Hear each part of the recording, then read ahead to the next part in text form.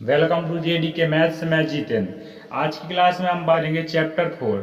Chapter 4 का नाम है द्विघात समीकरण। यहाँ द्विघात समीकरण की हम ये 7वीं नंबर की क्लास ले रहे हैं। इससे पहले हम 6 क्लासें ले चुके हैं, तो उन 6 क्लासों को देखने के लिए डिस्क्रिप्शन बॉक्स में लिंक पड़ी है, तो वहां से उन 6 क्लासों को आप देख सकते हैं। हमने इन 6 क्लासों में अपने पहले के सभी सवाल सॉल्व कर लिए हैं और दूसरे के भी 2 सवाल सॉल्व कर लिए हैं। आज दूसरे का तीसरे नंबर वाला तीसरे नंबर के सवाल की तरफ बात करेंगे। तो तीसरे नंबर, रोहन की माँ उससे 26 वर्ष बड़ी है, उनकी आयु वर्षों में का गुणनफल अब से 3 वर्ष पश्चात 360 हो जाता है। हमें रोहन की वर्तमान आयु ज्ञात करना है।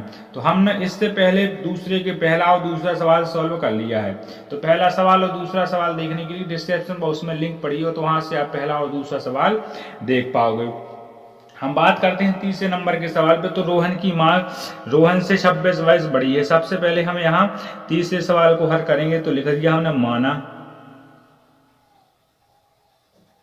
अब आपको इतना सवाल में देखना है कि रोहन की माँ उससे 26 वर्ष बड़ी है। इसका मतलब ये हुआ, ये कि अगर रोहन की आयु 5 वर्ष है, रोहन अगर 5 वर्ष का है, तो उसकी जो माँ होगी वो उससे 26 वर्ष होगी। तो 5 वर्ष बड़ी हो, 5 वर्ष का रोहन है, उसकी माँ 26 वर्ष बड़ी होती है। तो 5 + 26 यानी 31, यानी उसकी माँ हो जाती है। ऐसे ही देखना है अपन को यहाँ। तो हम पहले रोहन की आयु मानेंगे, क्योंकि रोहन की वर्तमान आयु आपको ज्ञात करना है। माना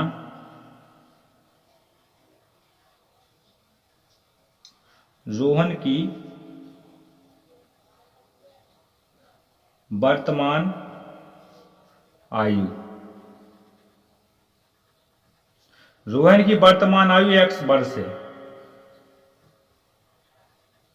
तो रोहन की जब वर्तमान आयु x वर्ष है, तो रोहन की माँ उससे 26 वर्ष बड़ी है। तो जब रोहन की आयु x हो जाती है, तो माँ की आयु 26 + x हो जाएगी, x + 26 हो जाएगी। और उसकी माँ की आयु, माँ की वर्तमान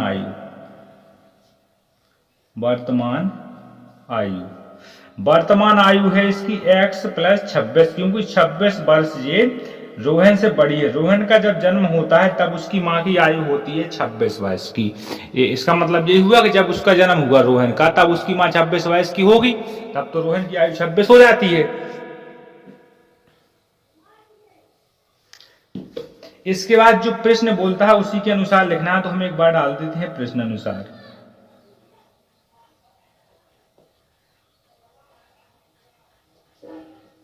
प्रश्न अनुसार तो बोला रोहन की आयु उसकी माँ की आयु से 26 वर्ष बड़ी है। तो हमने यहाँ लिख दिया। इसके बाद देखता है, वो कहता है उनकी आयु का गुणनफल अब से 3 वर्ष पश्चात, तो लिख दो अब से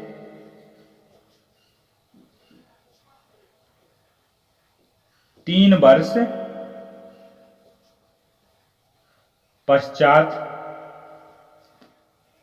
अब से 3 वर्ष पश्चात उनका गुणनफल हो जाता है 360। ठीक है। तो अब से 3 वर्ष पश्चात, तो रोहन की भी होगी 3 वर्ष पश्चात, तो उसकी मां की भी होगी 3 वर्ष पश्चात। तो रोहन की आयु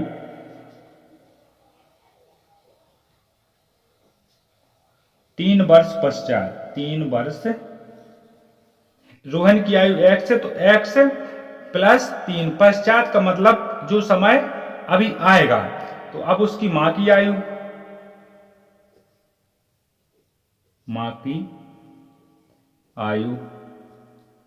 3 वर्ष पश्चात,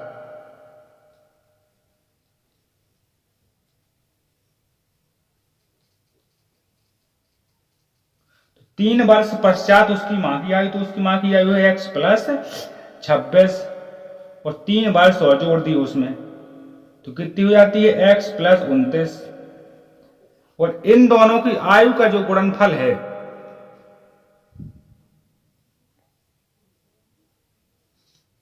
इन दोनों की जो आयु का गुणनफल है वो हो जाता है 360। तो x प्लस 3 और x प्लस 29 बराबर 360 हो जाता है।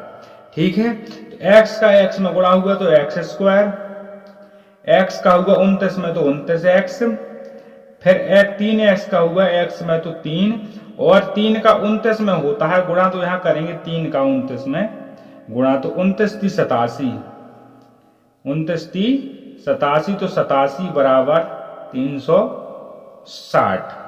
इतना आपको समझ में आ रहा है। इसके बाद हमने एक साथ कर लिया x स्क्वायर प्लस 29 और 3 32x प्लस 87 बराबर 360।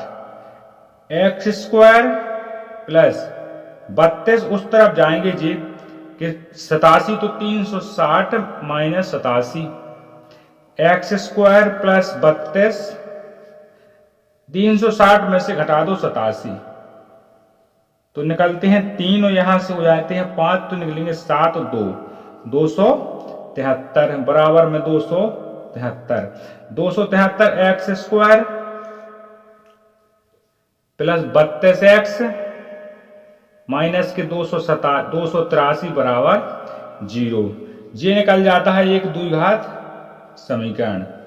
तो सवाल में सबसे पहले यही दिखा था कि निम्नलिखित स्थितियों को बांचो और द्विघात समीकरण को निरूपित कर दो। तो हमने यहां से इसका द्विघात समीकरण निकाल लिया। तो हम लिख देंगे अतः रोहन की आयु